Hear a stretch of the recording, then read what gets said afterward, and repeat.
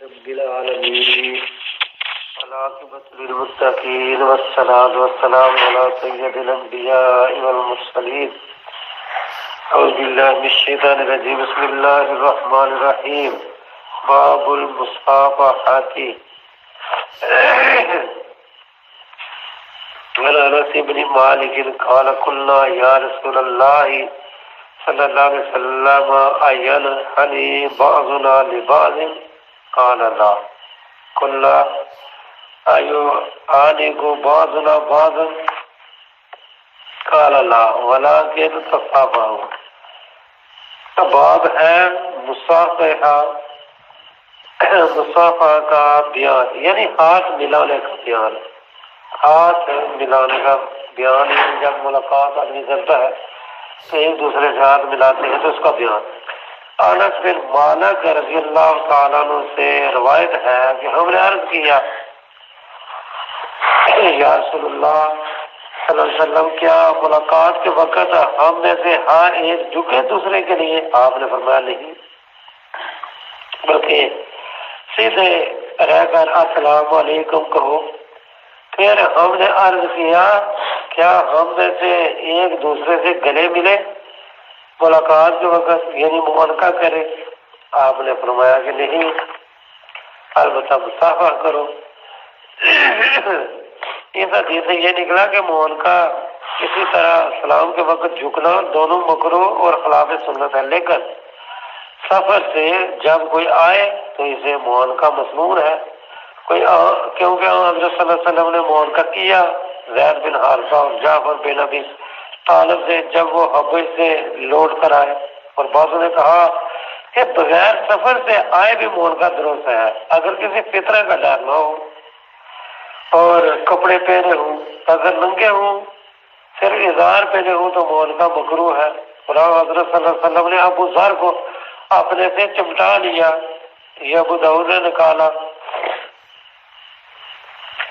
اور ابو حنیفہ اور امام محمد کے نزدیک یہ مکروہ ہے کہ آدمی دوسرے آدمی کا منہ چومے یا اس کا ہاتھ یا اور کوئی عضو یا اس سے معانقہ کرے، کیونکہ اس کی ممانعت وارد ہوئی ہے. آگے ہے کہ آدمی دوسرے آدمی کے ہاتھ کو چومے تو کیسا ہے؟ آدمی دوسرے آدمی کے ہاتھ کو چومے تو کیسا ہے؟ عبداللہ بن عمر رضی اللہ تعالیٰ عنہما سے روایت ہے کہ ہم نے حضرت صلی اللہ علیہ وسلم کا ہاتھ چوما. اہل علم اہل فضل کا ہاتھ چومنا اکثر علماء نے جائز رکھا ہے اسی حدیث کے روح سے، لیکن در مختار میں ہے کہ اپنے ساتھی کا ہاتھ چومنا ملاقات کے وقت بالاجماع مکروہ ہے. اور ایسے ہی زمین کا چومنا وہ یعنی حرام ہے. اب قبر کا چومنا یا قبر پر جو بنائی ہوئی عمارت ہوتی ہے یا اس کی چوکھٹ کا چومنا یہ سب حرام ہے، اور ہمارے زمانے میں یہ بہت عام ہو گیا ہے اور لوگ اس سے منع بھی نہیں کرتے، یعنی اس کی دعوت و تبلیغ نہیں کرتے، جس کا انجام یہ ہو گیا ہے کہ آپ لوگ اولیاء اللہ کی قبروں کو سجدہ تک کرنے لگے ہیں. اولیاء اللہ تو اولیاء اللہ ہے، عام قبر بھی بنا کر پتہ نہیں ہے یہ کس کی ہے کس کی نہیں ہے، تو ادھر کوئی دفن بھی ہے یا نہیں ہے، تو اس کو بھی لوگ سجدہ کرنے لگے ہیں. حالانکہ سجدہ غیر خدا کے لیے مطلق حرام ہے، اور سجدہ عبادت غیر خدا کے لیے بالاتفاق کفر ہے. صفوان بن عفان سے روایت ہے کہ یہود کے کچھ لوگ حضرت صلی اللہ علیہ وسلم کے پاس آئے، انہوں نے آپ کا ہاتھ چوما اور آپ کے پاؤں چومے. دوسری روایتوں میں بھی یہ وارد ہے کہ لوگوں نے آپ کے ہاتھ اور پاؤں چومے، آپ خاموش ہو گئے. اس سے یہ نکلا کہ اگر کوئی شخص صاحب فضیلت اور صاحب علم ہو، صاحب تقوی ہو اور عبادت گزار ہو تو اس کے ہاتھ اور پہنچ چومنا درست ہے، لیکن دنیا دار اور امیر نوابوں کے پہنچ چومنا کسی نے جائز نہیں رکھا۔ اور ایک جماعت علماء نے یہ کہا ہے کہ پہنچ چومنے کا جواز خاص تھا حضرت صلی اللہ علیہ وسلم سے، یعنی یہ خاصا صرف آپ علیہ السلام کا تھا، آپ کے علاوہ اور کسی کے لیے یہ جائز نہیں ہے۔ لیکن یہ مترجم لکھتے ہیں کہ اس کی تخصیص پر کوئی دلیل نہیں ہے، اور بہت بزرگوں سے یہ منقول ہے کہ انہوں نے دوسرے بزرگوں کے ہاتھ اور پہنچوں میں، اور کہتے ہیں کہ امام مسلم رحمۃ اللہ علیہ نے امام بخاری رحمۃ اللہ علیہ کے ہاتھ چومے اور کہا کہ مجھے اجازت دو کہ میں آپ کے پاؤں بھی چوموں۔ تو چومنے کی غرض خدا کے واسطے اگر کسی مقرب بندے کے جو خاصان خدا میں سے ہو ہاتھ اور پاؤں چومے تو اس کی کوئی بات نہیں ہے، بشرطے کہ یہ چومنا سجدہ کے طور پر نہ ہو، نہ سجدہ کے مشابہ ہو، ورنہ حرام ہوگا۔ اور ہر ایک بزرگ کو لازمی ہے کہ اس فعل سے لوگوں کو اور اپنے معتقد جو لوگ ہوتے ہیں ان کو منع کریں اس سے، جیسے حضرت صلی اللہ علیہ وسلم نے معاذ کو منع کیا تھا جب معاذ نے آپ کو سجدہ کرنا چاہا تھا، اور یہ سجدہ تعظیمی تھا نہ سجدہ عبادت۔ اور ملائکہ کا سجدہ حضرت آدم علیہ السلام کو اور یعقوب علیہ السلام اور ان کے بیٹوں کو سجدہ حضرت یوسف کو وہ بھی سجدہ تعظیمی تھا۔ اگر اگلی شریعتوں میں شاید یہ درست ہوگا، لیکن ہماری شریعت میں سوا خدا کے اور کسی کو سجدہ جو ہے یہ کرنا حرام ہو گیا۔ سجدہ تعظیمی جو بھی ہے ہماری شریعت میں وہ بھی یعنی حرام ہے۔ یہ اگلی شریعتوں میں شاید سجدہ تعظیمی جائز ہوا ہوگا، لیکن ہماری شریعت میں یہ بھی حرام ہے۔ آگے بات ہے کہ اندر جانے سے پہلے اجازت لینا، یعنی جب کسی کے گھر جاؤ تو اندر جانے سے پہلے جو ہے وہ اجازت لینی ضروری ہے۔ ابو سعید خدری سے روایت ہے کہ ابو موسیٰ اشعری نے اجازت مانگی حضرت عمر سے 3 بار، لیکن ان کو اجازت نہیں ملی، یعنی حضرت عمر نے جواب نہیں دیا، وہ لوٹ گئے، واپس چلے گئے۔ تو حضرت عمر نے ان کے پیچھے کسی کو بھیجا اور بلا کر پوچھا تو واپس کیوں چلے گئے؟ انہوں نے کہا میں نے اجازت مانگی تھی، جیسے کہ حضرت صلی اللہ علیہ وسلم نے ہم کو حکم کیا 3 بار، اور آپ نے یہ فرمایا اگر 3 بار میں تم کو اجازت دی جائے اندر آنے کی تو جاؤ، نہیں تو لوٹ جاؤ۔ اور حضرت عمر نے کہا اس حدیث پر تم کوئی شخص گواہ لاؤ، ورنہ میں تمہارے ساتھ ایسا کروں گا، یعنی تم کو سزا دوں گا، تم کو ڈانٹوں گا، تم بھی کروں گا۔ یہ فعل حضرت عمر کا احتیاطاً تھا حدیث کو مضبوط کرنے کے لیے، ورنہ وہ موسیٰ اشعری سیکھا تھے اور صحابی تھے، ان کی اکیلی روایت کافی تھی۔ اب موسیٰ اپنی قوم کی مجلس میں آئے اور ان کو قسم دی کہ اگر کسی نے حدیث سنی ہو تو میرے ساتھ اس کو گواہی دے۔ ان لوگوں نے ابو موسیٰ کے ساتھ گواہی دی کہ انہوں نے بھی حضرت صلی اللہ علیہ وسلم سے یہ حدیث سنی ہے، یعنی کہ اجازت مانگی جائے پہلے 3 بار تو پھر اجازت ملے تو جاؤ، تو نہیں تو نہ جاؤ۔ تو حضرت عمر نے ابو موسیٰ کو پھر چھوڑ دیا۔ یعنی استئذان اجازت مانگنے کی کئی صورتیں ہیں۔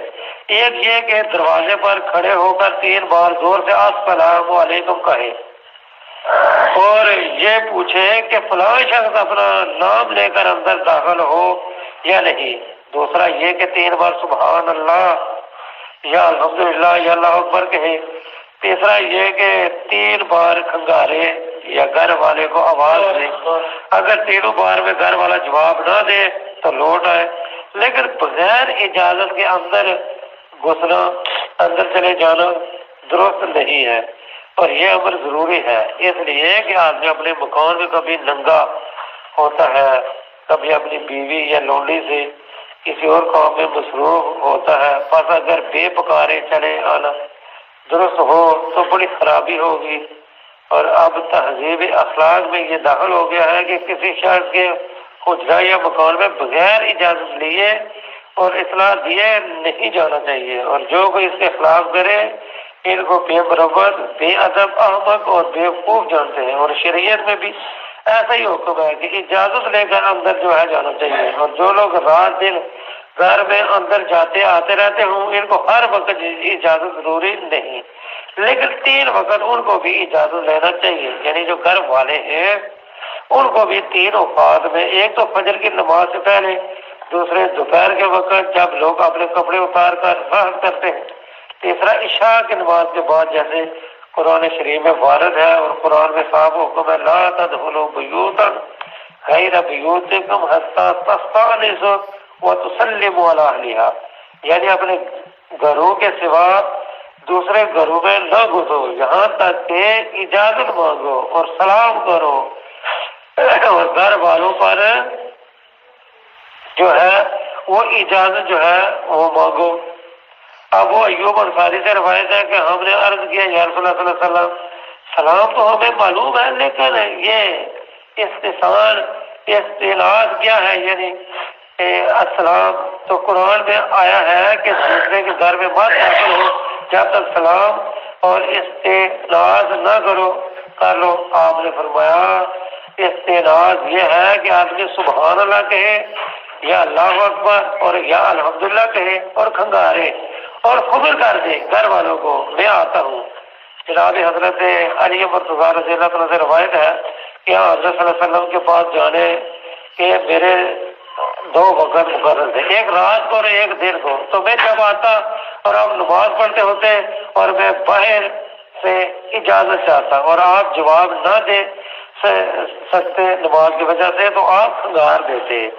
یہی طریقہ ہے مومنین، صالحین اور مہذب اخلاق والوں کا، اور صاحب جو عقل اور دانش اور تربیت یافتہ لوگ ہوتے ہیں، لیکن جو لوگ جاہل اور بیوقوف اور بے تربیت ہیں وہ بغیر پکارے دوسرے کے گھر میں چلے جاتے ہیں اور پھر ذلیل و خوار بھی ہوتے ہیں۔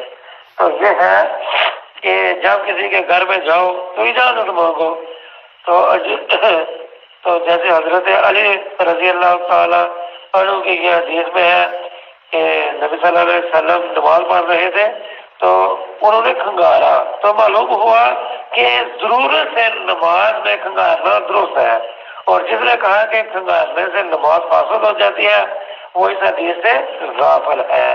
آخری حدیث سنے، جابر سے روایت ہے میں نے اجازت چاہیے آپ صلی اللہ علیہ وسلم میں اندر آنے کی، تو آپ نے مکان کے اندر سے پوچھا کون ہے، تو میں نے کہا میں، جیسے یہ زمانہ میں اکثر لوگوں کا معمول ہے، کوئی پوچھتے ہیں کون ہے تو کہتے ہیں میں، تو حضرت صلی اللہ علیہ وسلم نے فرمایا تو میں بھی پھر میں ہوں، یعنی میں تو کیوں کہتا ہے، اپنا نام لینا چاہیے کہ صاحب خانہ پہچان لے، کیونکہ آواز سے اکثر پہچاننا دشوار ہے۔